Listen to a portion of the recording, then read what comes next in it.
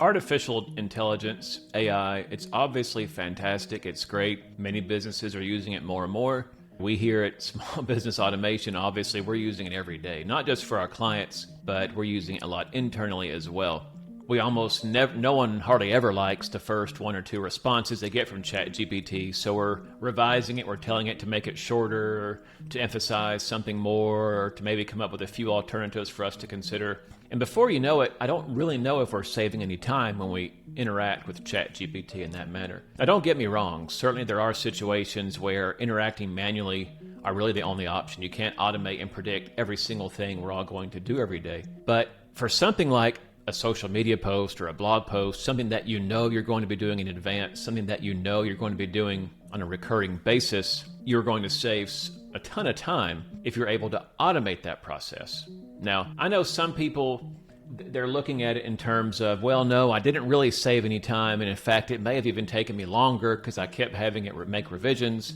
It may have even taken longer than it would have if I had just written that Facebook post on my own, but it's doing a better job than I can do. Now, if you're in that group, that's fine. I get it. For some people, ChatGPT can write better than they can write on their own. But again, these things that you know you're going to be doing, why not automate it and save that time? So that's where automation comes in. Yes, AI is fantastic, but in my opinion, automation is ultimately more important, because if we're having to manually go around and use all these different artificial intelligence tools, I don't know if are we really benefiting from that? If we're having to learn all these different tools and interact with them individually and separately all day, every day, that kind of seems like a nightmare to me. That's what we want to get away from, right? We want our days to be less stressful, have less hassle.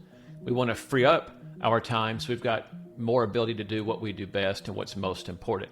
And that's where automation comes in. So all these AI tools that we're using, including ChatGPT, just about anything ChatGPT does can be automated. It can be integrated with the other apps that you're using. And this is what we do for businesses every single day. So let me give you an example. A moment ago, I mentioned someone manually logging in to ChatGPT to write a Facebook post or a blog post. Let's use the blog post example. They're having to brainstorm a topic, or perhaps they're even using ChatGPT to come up with topics for them.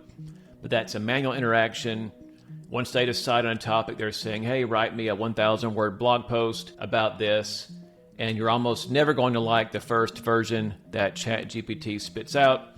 So you're having it make some revisions. Maybe it wasn't long enough, or you have it do it and you like it, but then you're like, oh, I forgot to tell it to follow SEO best practices. And then you have it revise it so it's adding some HTML tags to it so that certain phrases have the proper tags to help with SEO, all this different stuff.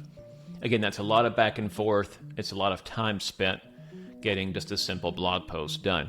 So what you could do, and we do something fairly similar to this, and I'll just kind of walk you through what we do here at Small Business Automation for these videos that I'm recording this very instant. I come up with the topics for these videos.